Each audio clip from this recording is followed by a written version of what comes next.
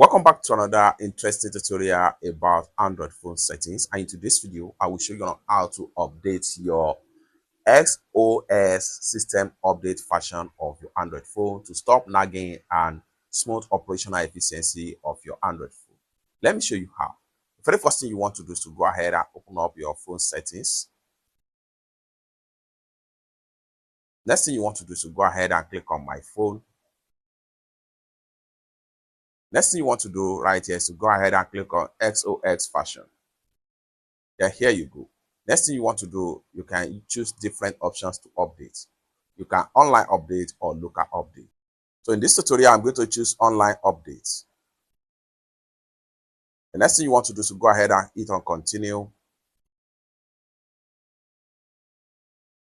Then come down below right here and go ahead and click on check for updates.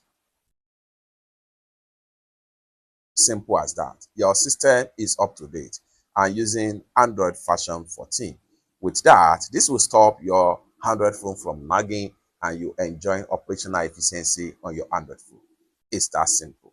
For more tutorial tips and tricks about Android devices like this, consider to subscribe. Thank you so much for watching, and I hope to see you in my next video.